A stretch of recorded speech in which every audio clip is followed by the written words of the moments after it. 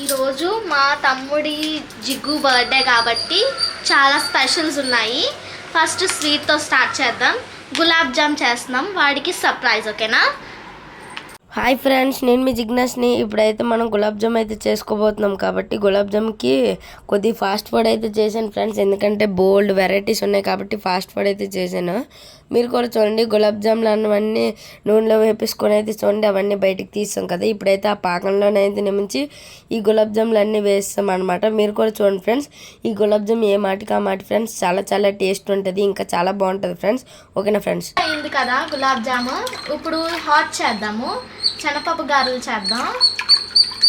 ఇప్పుడైతే మనం శనగపప్పు గారెలు అయితే చేస్తున్నాం కాబట్టి మిక్సీలో కొద్ది పచ్చిమిర్చిలు అవన్నీ వేసుకొని అయితే శనగపప్పు అయితే వేసుకోవాలి ఫ్రెండ్స్. చూడండి, ఇప్పుడు ఆ శనగపప్పుని అయితే మనం మిక్సీలో అయితే వేసేయాలన్నమాట. మీరు కూడా చూడండి, మిక్సీలో అన్నది ముద్దగా కొంచెం అయితే వేసుకోవాలి ఫ్రెండ్స్. ఓకేనా ఫ్రెండ్స్? ఇప్పుడు చూడండి, ఈ విధంగా అయితే కావాలి ఫ్రెండ్స్.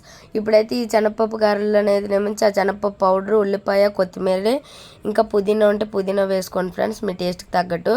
సో ఇప్పుడైతే నిమించి మా అక్క అయితే పసుపు వేస్తున్నారు. ఇంకా వీటిని అయితే నిమించి డైరెక్ట్గా నూనెలో అయితే వేసేయటమే ఫ్రెండ్స్. ఇప్పుడైతే మేము ఫాస్ట్ ఫుడ్ చేసాము, మీరు కూడా చూసేయండి. ఓకేనా ఫ్రెండ్స్? ఇప్పుడైతే ఈ శనగపప్పు గారెలు అయితే అయిపోయింది కదా ఫ్రెండ్స్, మీరు కూడా చూడండి. అలాగే ఇది వచ్చేసి చాలా చాలా టేస్టీగా ఉంటుంది. స్వీట్ గులాబ్ జామ్ కంప్లీట్ అయిపోయింది, శనగపప్పు గారెలు కూడా కంప్లీట్ అయిపోయాయి.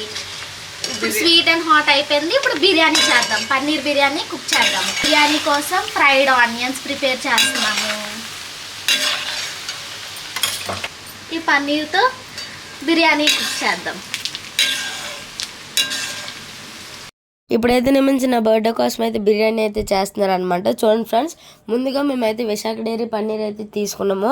పన్నీర్ తీసుకుని అయితే మన బిర్యానీకి సైజ్ పన్నీర్ ఎంత కావాలో అంత సైజ్ అయితే మనం తీసుకోవాలి ఫ్రెండ్స్. చూడండి ఫ్రెండ్స్, మేమైతే పన్నీర్ సైజ్ అయితే తీసుకున్నాం, కొద్దిగా పెద్దగా కావాలి. ఇదిగోని చూడండి ఫ్రెండ్స్, ఆనియన్స్ కూడా అయిపోయాయి కాబట్టి ఇప్పుడు చూడండి పన్నీర్ అంతా మేము వేసుకున్నాం కదా. చూడండి ఫ్రెండ్స్, ఇదైతే పన్నీర్ బిర్యానీ అనమాట. మీరు కూడా చూడండి, ఇప్పుడైతే నిమించి అదే నూనెలో మనమైతే నిమించి పన్నీర్ ముక్కలు ఉన్నాయి కదా, వీటిని అయితే కొంచెం ఫ్రై చేసుకోవాలన్నమాట. మీరు కూడా చూసాను ఫ్రెండ్స్. ఇప్పుడైతే మనం ఉల్లిపాయలు తీసుకొని చిన్నగా పొడవుగా అయితే కట్ చేసుకోవాలి, ఎందుకంటే ఇదేమించి మనం వేస్తాం కాబట్టి. ఇప్పుడైతే నిమించి బిర్యానీకి కావాల్సిన ఐటమ్స్ అన్నీ తీసుకోవాలన్నమాట.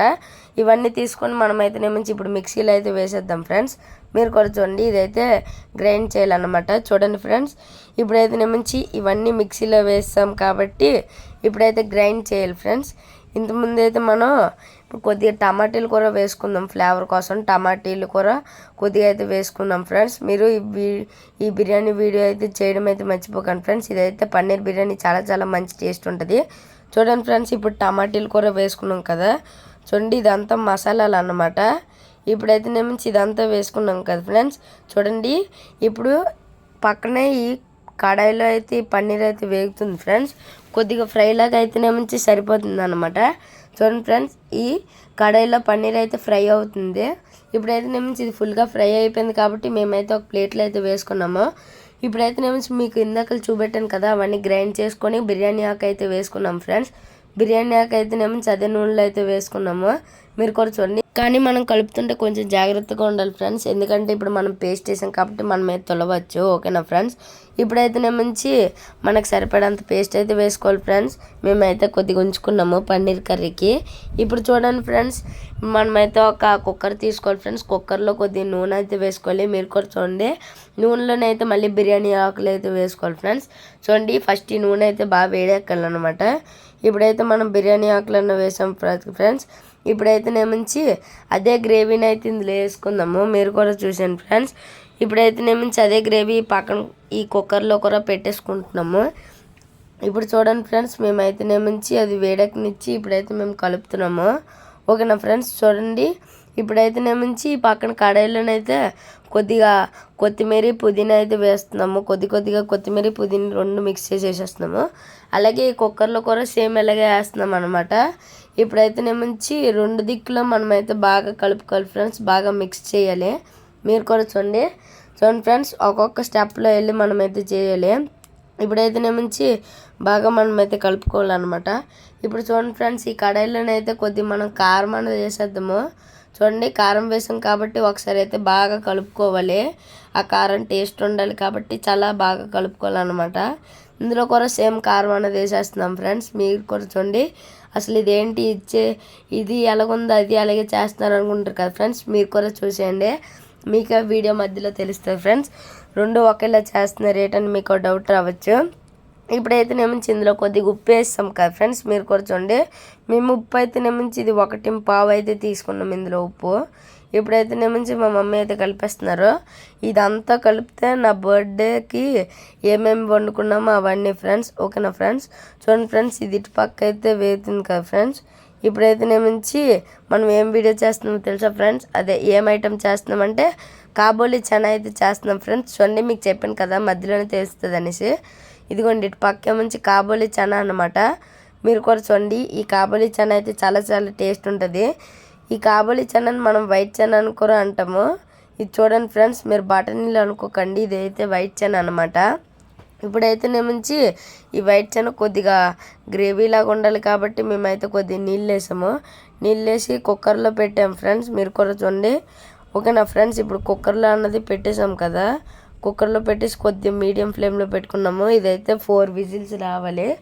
ఇప్పుడైతే నుంచి మనం పక్కన నీళ్ళನ್ನು వేడి చేసుకుని అందులో బిర్యానీ ఆకు, ఇంకా చిన్నగా నూనె, ఇంకా కొత్తిమీర అన్నవి వేసుకుందాము. అలాగే పక్కన బిర్యానీ కడాయి పెట్టుకొని అందులో కొద్దిగా నూనె, మీకు ఎంత సరిపోద్దో అంత బిర్యానీ క్వాంటిటీ అంతా నూనె అయితే వేసుకోవాలి. నూనె వేసుకున్న తర్వాత బిర్యానీ స్పైసెస్ అనేవి కావాలి, అంటే లవంగం, బిర్యానీ ఆకు, దాల్చిన చెక్క అలాంటివి కావాలి ఫ్రెండ్స్. ఓకేనా ఫ్రెండ్స్. చూడండి ఫ్రెండ్స్, అవన్నీ వేసుకున్నాం కదా. ఇప్పుడు మనం బాస్మతి రైస్ కావాలి, మనం బిర్యానీ వండుతున్నాం కాబట్టి బాస్మతి రైస్ కావాలి. ఆ పక్కన తపాలలో అయితే మనం కొద్దిగా రైస్ అన్నది అయితే వేసుకుందాము. మీరు కూడా చూడండి. ఇప్పుడు ఈ బాస్మతి రైస్ని అయితే అరగంట ముందు అయితే మనం నానబెట్టుకుంటేనే మంచి ఈజీగా సరిపోతుంది అనమాట.